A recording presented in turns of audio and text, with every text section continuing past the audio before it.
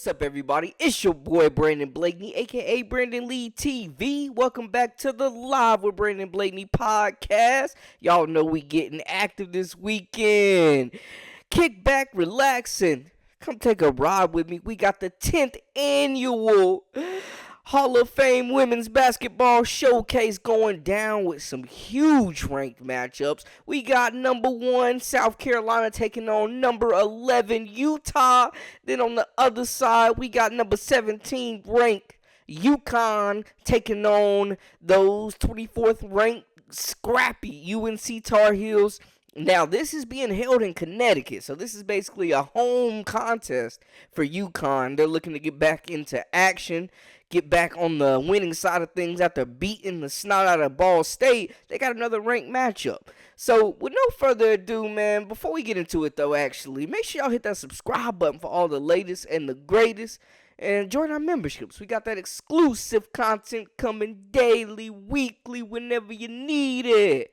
Now, let's get into it.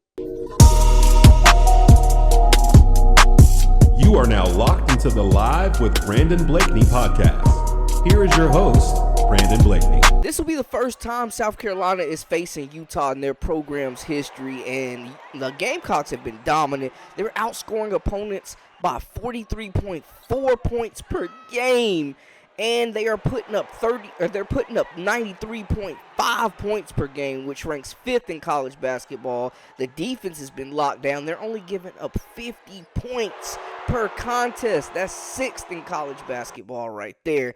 And we know they are a team that features so much talent with Camila Cardoso, Raven Johnson, Ashley Watkins, Michaela Full-Wiley, Chloe Kitts getting it done at the 4 spot. The freshman averaging 10 points a game and shooting the rock 48% from the field. You got Tahina Powell.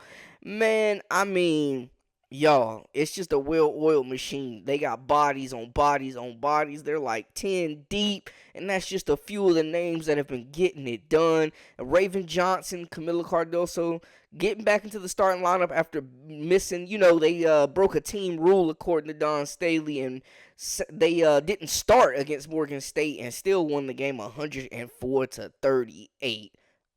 104-38, people. We're talking about pure dominance here. They've beat ranked opponents. They're battle-tested. They just got done with the ACC road trip, beating a scrappy and tough Duke squad. And then on the other side, a few days later, beating a ranked UNC team who gave them all they wanted for 3 quarters. I'm just saying, went toe-to-toe with them.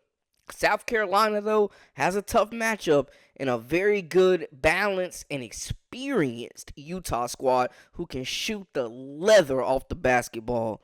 I'm interested to see the matchup between Camila Cardoso, Ashley Watkins, and what they can do with the forward Alyssa Pili out of Utah. She's coming off her 5th straight game with 20-plus points. She just dropped 31 in their last contest, so she's hooping, physical, beast in the paint, can shoot the 3, and hey, she's not backing down, ducking no smoke. She's going to be going into the chest of those South Carolina defenders, and she's a whole load down low. Then they also have 2 very experienced and well-rounded guards in Gianna Nipkins and Isabel Palmer.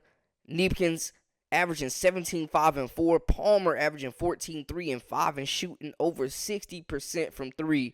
The Utes have multiple shooters shooting over 50% from 3, so they can flat out shoot the rock from deep, and that could cause some problems for that could cause some problems for South Carolina, man, if they don't come out and close out strong and hard on those switches and just on those shooters, they got to get out there and make them put the ball on the floor and get them uncomfortable and moving, because if they let any of these shooters get open looks, it's going to be a long night. But I like this matchup on both sides.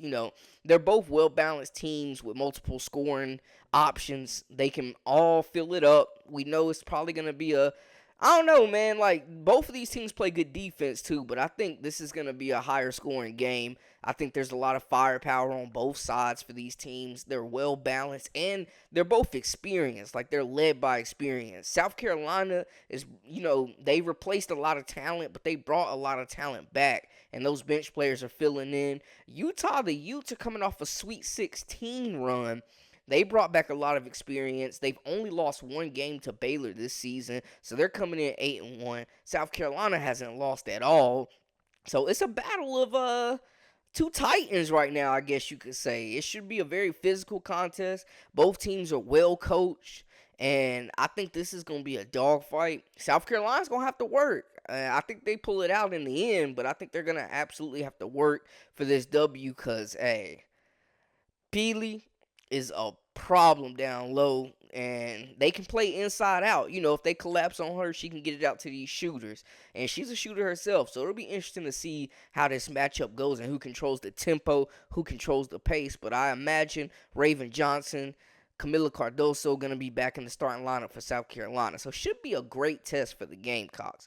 Then on the other side, we got another ranked contest. Yukon, who's been one of the most inconsistent squads this season, matching up against a hard, battle-tested UNC team, man, who brings back a lot of experience. Of course, the scoring guards. We're looking at Paige Beckers and Deja Kelly, who completely carry these teams on their backs.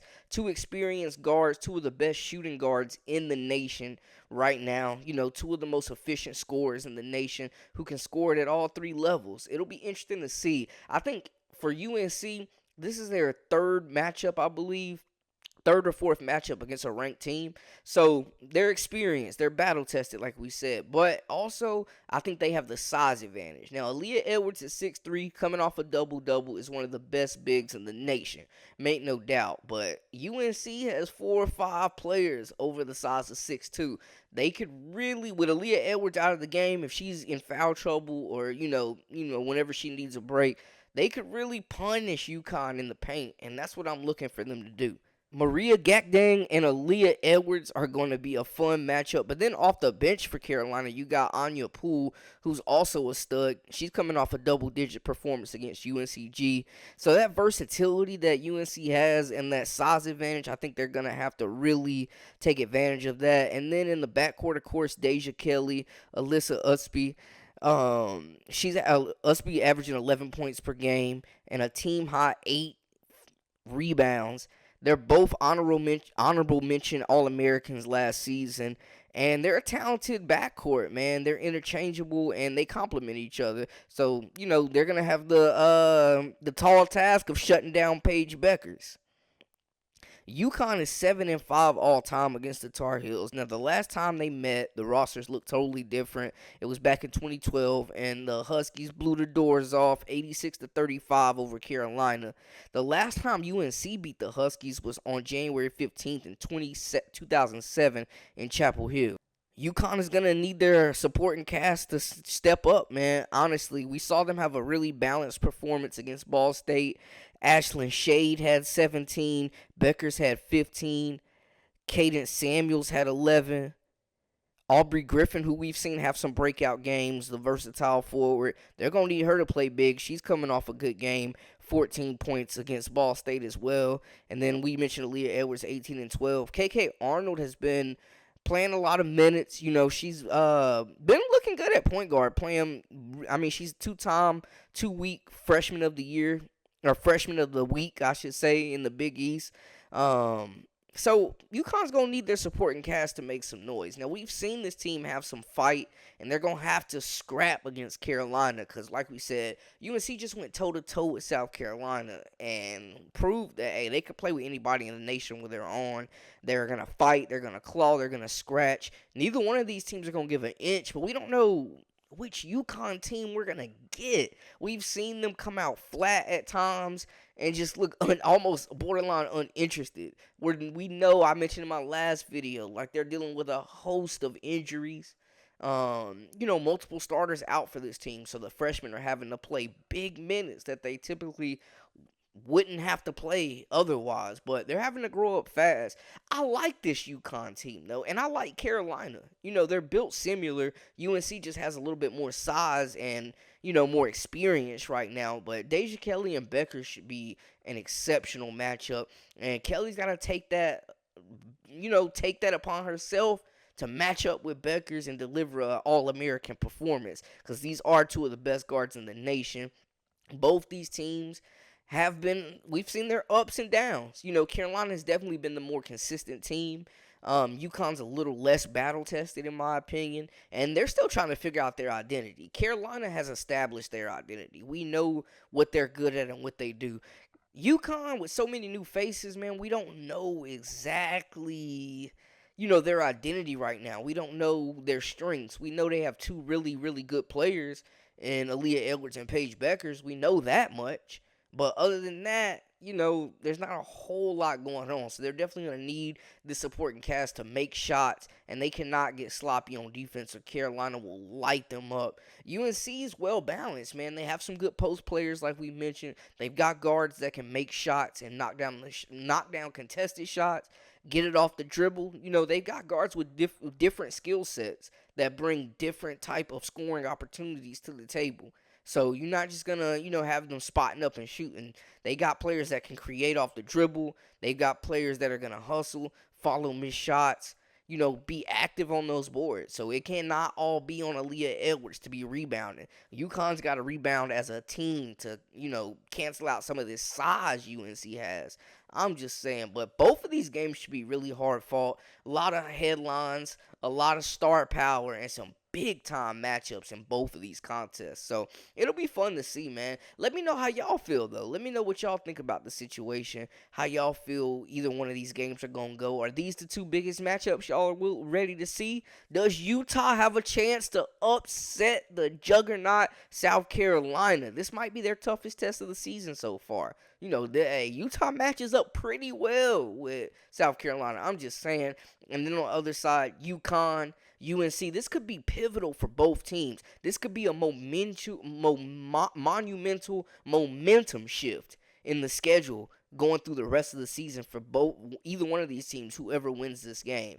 I mean, this is going to set you up for success. For UNC, they haven't beaten UConn in like a decade plus. So if they can get the win over the Huskies that are the limping, wounded Huskies, that would boast well for the ACC as a conference and UNC as they're building confidence and finding their stride. On the other side, UConn banking a lot on these younger players. Can they step up and grow up against a very experienced Carolina team? This could be a really confidence boost for UConn as well, if Paige Beckers can carry this group and get some support for these young players. So it'll be interesting to see which team can capitalize on mistakes and which team can operate and run their systems effectively. We'll see, man. It could just be a battle of who's going to be the better coach and put their teams in situations to succeed. You know what I'm saying? It could go either way, though. I'm excited for these matchups. Y'all holler at me in the comments and let me know y'all thoughts. And thank you so much for subscribing and tuning in and showing love and liking and commenting and sharing.